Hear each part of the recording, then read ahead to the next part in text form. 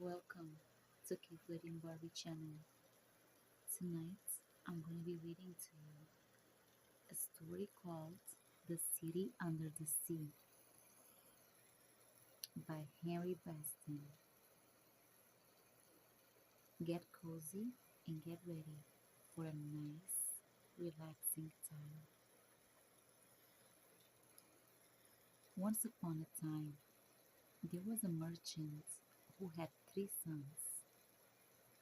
The youngest son loved the sea very much. One day, he packed his things to become a sailor. In the land of the merchant there lived a king who had a hidden treasure chamber in his palace. The king was so fond of his gems that he locked himself up in the treasure chamber at night, staring at his shiny stones for hours.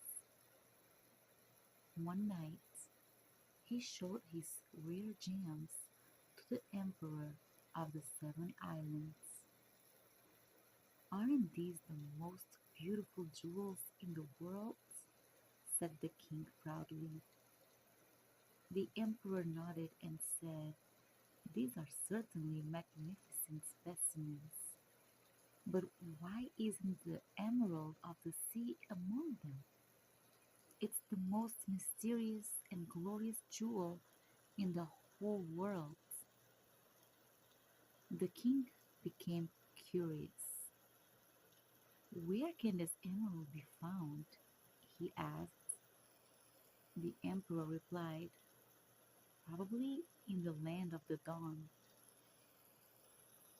The king felt a tremendous need to acquire the emerald. He summoned the merchant to the castle and said to him, "Merchant, you are the most successful merchant in my kingdom. I command you to go to the land of the dawn to search for the emerald of the sea and buy it for me.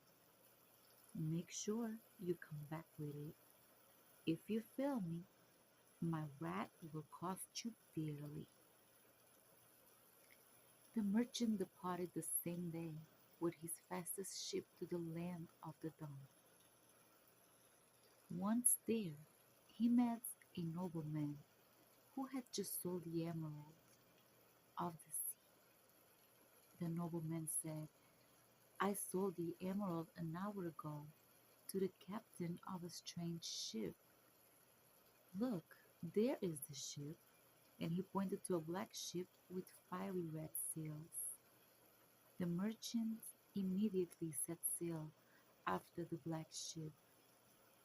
After 3 days, a violent storm broke out. When the sky cleared, the black ship had disappeared.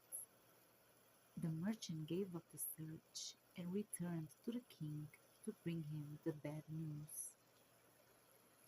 The king was beside himself with anger and disappointment and cried, "Merchant, because of you, I have lost the best jewel in the world.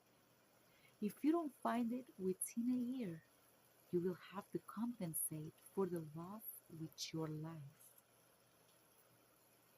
The merchant turned pale, for he truly had no idea where the emerald of the sea could be. His two sons asked him not to despair. The eldest son would set sail that same night to continue the search. A year passed, but the eldest son did not return. "Well, have you found the emerald of the sea?" asked the king of the merchant. "No," replied the merchant, but he managed to convince the king to send his second son to search for the emerald. And so the second son set sail. After a year, this son did not return either. One evening, the youngest son came home. He had heard of the disasters that had befallen his family. As he greeted his father, They were arrested by soldiers of the king and taken to the palace. The loss of the emeralds of the sea had driven the king to madness. "Do you have the emerald of the sea?" roared the king. "No," replied the merchant. The king ordered that the merchant pay for the loss with his life, but the youngest son was able to persuade the king to give him a chance to obtain the jewel. A waterspout hit the son's boat against a rocky coast, where he was saved by a fisherman and his wife. When he told them about his quest, the fisherman said, "I can tell you something, but it won't be much help. 2 years ago, the prince of the Henry Beston Islands sent his black ship through the land of the dawn to buy the jewel. I was one of the crew members. We were caught in a storm and the ship sank. I'm the only survivor. The jewel is on the bottom of the sea so deep no mortal can reach it. But I have to find it and bring it to the king," the boy cried desperately. "Only then can I save my father." The fisherman's wife suggested consulting the witch of the sand. This witch knew everything about the underwater world. The sailor thanked the fisherman and set out for the witch. "You're the third person to come here," said the witch of the sand. "Your two brothers came to me as well. I helped them, but they never returned because they didn't listen to my advice. To find the jewel, you must go to the underwater worlds. I'll give you an enchanted ring to get there. I gave your brothers one too, but they didn't return the rings. Bring back the ring I gave you. It's the last one I have." The sailor solemnly promised to return the ring. The witch continued, "Now listen carefully to what I say. I'll tell you the way, and when you reach the water, wear the ring. Whatever you do, don't eat or drink anything offered to you underwater. If you do, you'll forget everything about your past life, your father, and your quest for the emeralds." The son thanked the witch and followed the path to the underwater worlds. When he reached the water, he put on the ring and walked into the water on his way to the city under the sea. Suddenly, he was seized by two underwater creatures who took him to the king of the underwater worlds. "Welcome, bearer of the enchanted ring," said the king. "You've come at a fortunate time. Tonight, we're celebrating the wedding of my second of three daughters. She's marrying the mortal bearer of the second ring." Great doors opened, and there the boy saw the bride. She walked hand in hand with a young man who the youngest merchant's son recognized as his second oldest brother. The king whispered in the sailor's ear, "My eldest daughter married the bearer of the first of the enchanted rings a year ago." The sailor recognized the husband of the oldest daughter as his older brother, but none of them recognized him. He thought of the witch's warning. They had eaten the bread of the underworld. This had erased their memory of the world above and their father's fates. "Come to the wedding feast," the king cried. The sailor took his place at the royal table next to the beautiful youngest daughter. When she noticed he wasn't eating, she said to him, "Why aren't you eating anything?" The sailor replied, I came here to find the emerald of the sea and save my father's life. But you will never find the emerald of the sea, cried the princess. The emerald was stolen years ago by the prince of the underwaters. My father pursued him and defeated him, but in the battle the emerald was lost. It washed up on the coast of the land of the dawn. There it remained until the prince of the Henry Beston Islands bought it and took it in his black ship. The ship sank in a storm. We do not know where it is. Whoever finds it will rule over the land under the sea because the emerald rules over us all.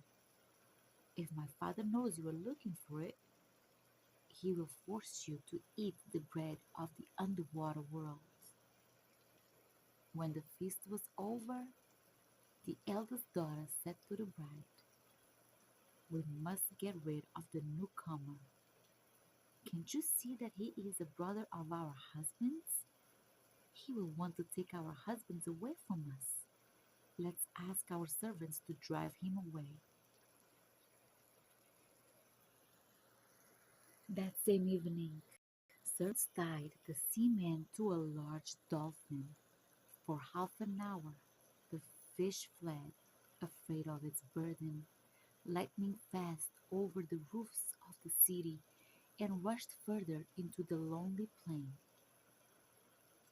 By morning, the young man managed to free himself. The seaman tumbled to the bottom of the sea. There, at the foot of a submerged mountain slope, lay the black ship. The young seaman found the emerald of the sea and climbed the mountain with it until he reached the surface. With the emerald in his hands, he called out, with the power of the emerald of the sea, I summon my brothers and their wives to appear here. A moment later, the brothers and princesses walked through the shallow water to the sailor. The princesses begged him not to take their loved ones away. Be merciful and forgive, said the youngest sister. If we had not driven you away, you would never have found the emeralds. Yes, that's true, said the sailor. My brothers will decide for themselves. Break the spell and restore their memories of the past. If they choose to stay, I will respect that. Let them eat or drink something from the upper world, and their memory will return, said the older sister. The brothers took a sip of water from a flowing stream. Immediately after, they recognized their youngest brother and embraced each other. To the princesses, they said that their love for them had not disappeared. And so you see that love is stronger than the most powerful spell. Meanwhile, the old merchant remained in the king's prison. A year passed. Did you find the emerald of the sea? Said the king sternly. No, the merchant replied calmly. After this, the king ordered the merchant to be tied hand and foot and thrown into a boat without food or drink. The merchant lay motionless in his small boat and fell into a deep sleep.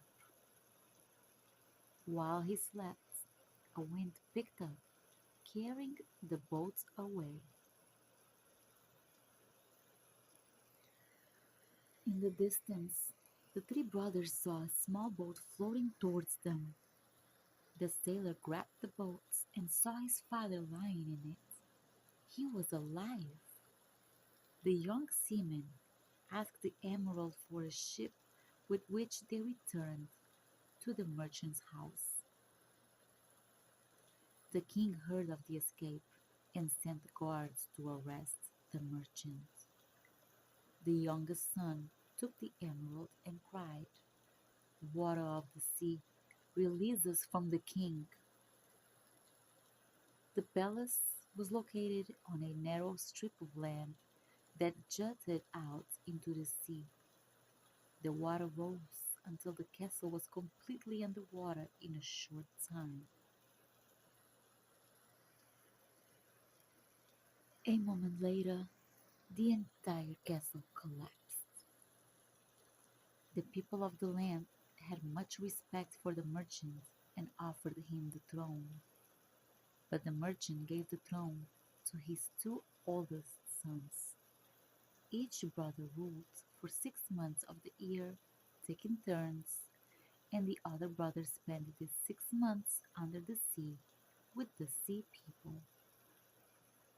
The young sailor sailed with his ship for many years and eventually married a beautiful niece of the sandwich, and everyone lived happily ever after.